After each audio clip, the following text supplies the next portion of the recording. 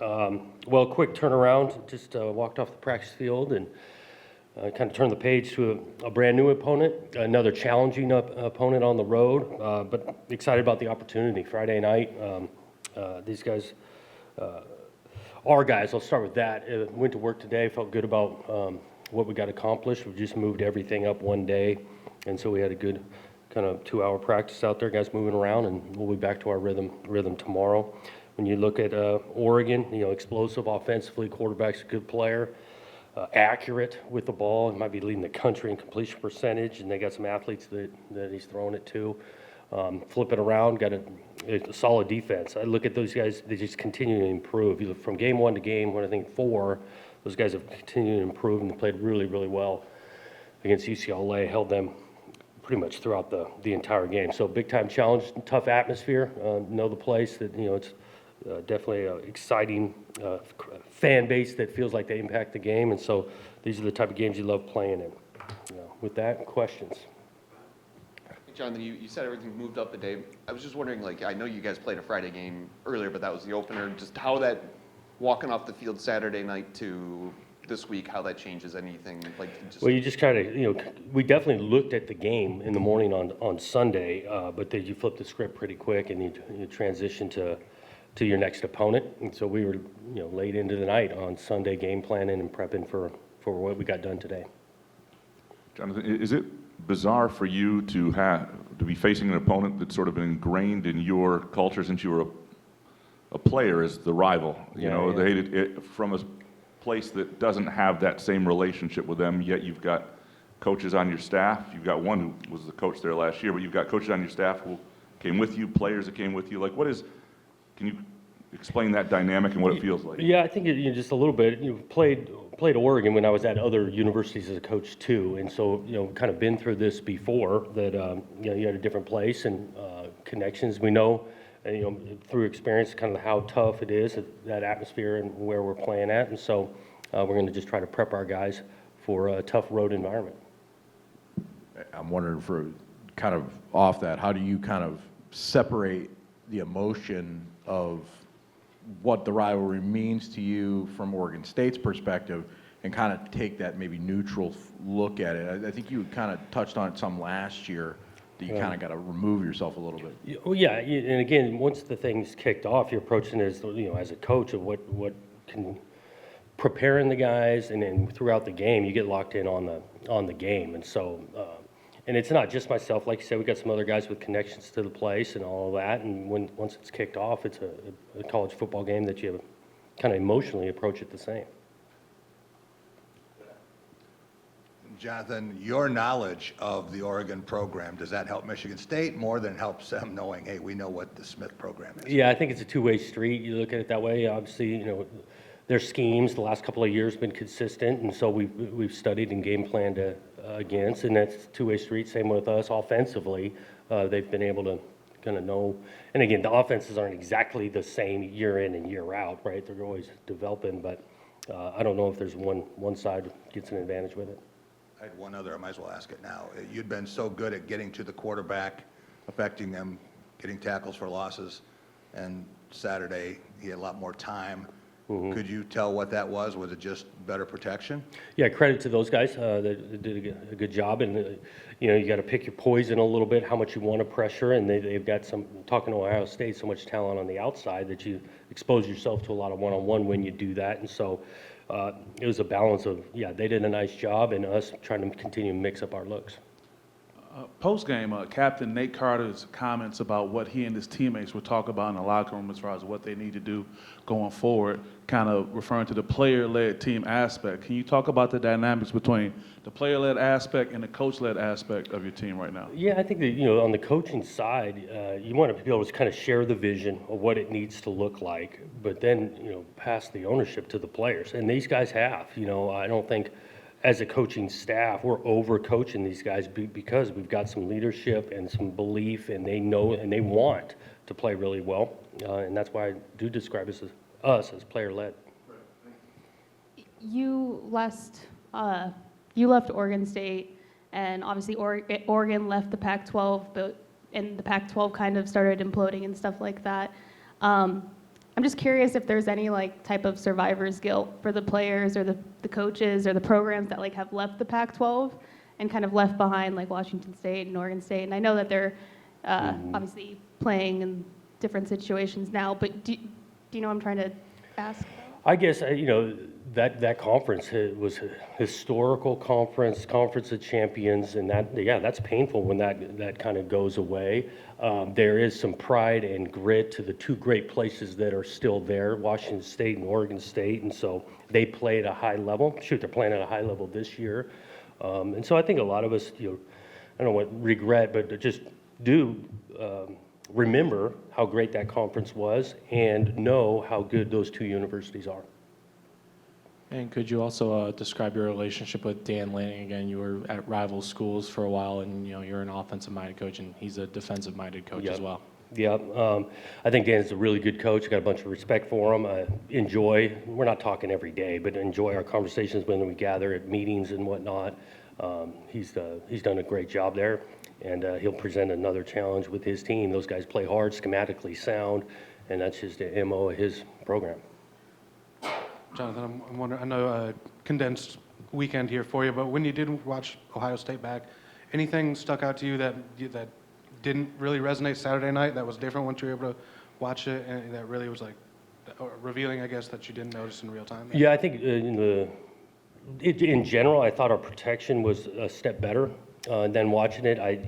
We had some leakage where I was just more impressed with Aiden standing in there making some accurate throws. That jumped on me on the film. Looking at us on defense on third down, we had some opportunities that could have changed to get off the field. That showed up a little bit. Jonathan, I was wondering, we saw Maverick Hansen, I think Malik Spencer, Angelo, any of those guys long-term injuries? Oh, nothing out of the game long-term. We're definitely getting to that point, 5 straight games, bumps and bruises, kind of mid-season healthy, but nothing long-term.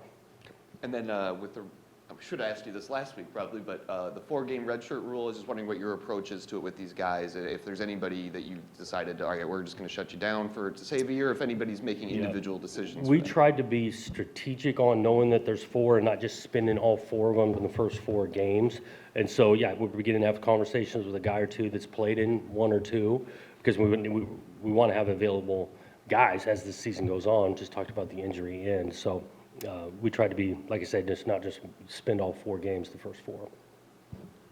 Kind of goes into what I wanted to ask you about Rakeem and Rustin getting the snaps that they did, how important that was and what you saw from that, but also the other guys in the secondary with Brinson and Denson. Denson played quite a bit, it seemed like.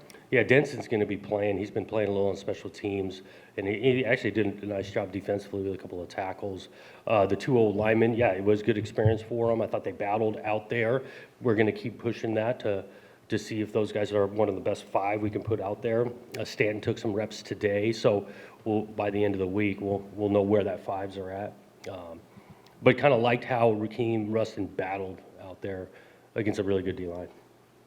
Jack Velling had said at media days back in the summer that there was a little bit of a bitterness when Oregon State was left out of the expansion.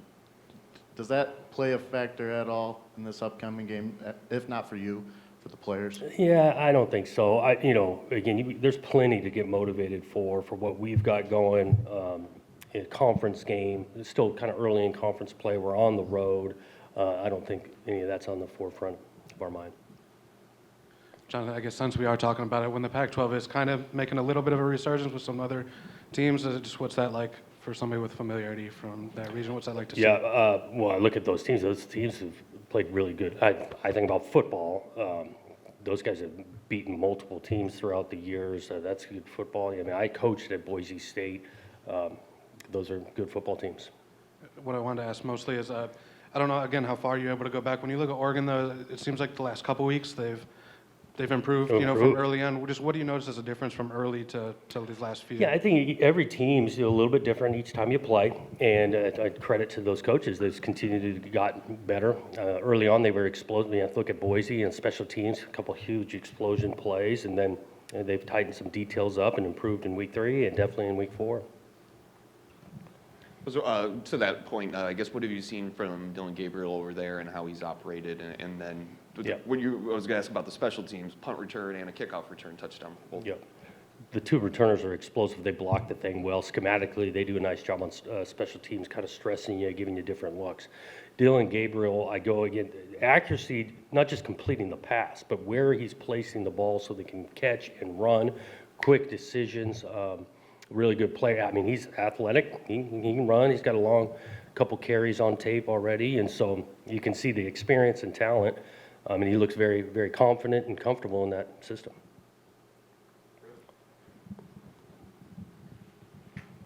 Oh, I'm wondering how much muscle memory there really is from a year ago with all this stuff with the portal and guys coming and going. I mean, it was your last game at Oregon State was facing those guys, but how much different are they in the course of those couple months?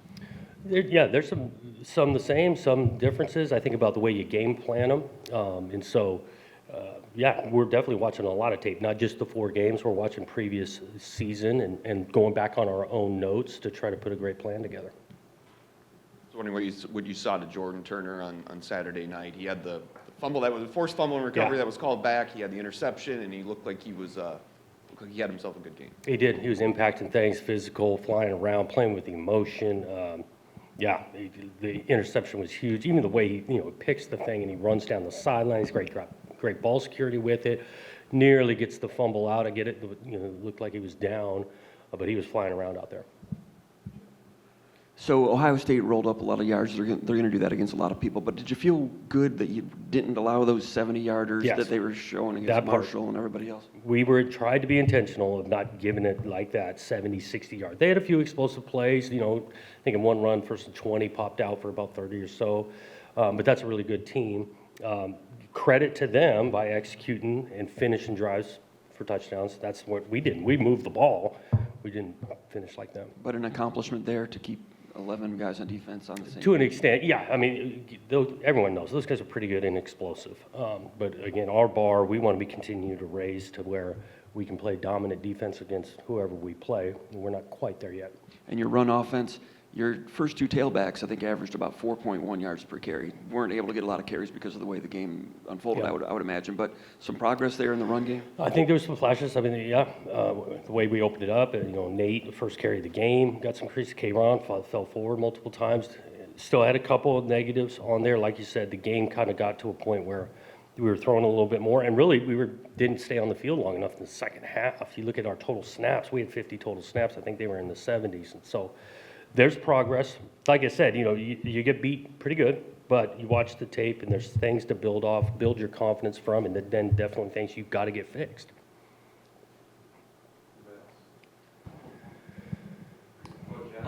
Okay. Jonathan, you had it with Nick Marsh at Maryland. Ohio State's had it with Jeremiah Smith all year, and then you saw what Alabama with a 17-year-old Yeah. is doing. Is it something about that position, or just guys more gifted, they're more advanced, they can come in and do it right away?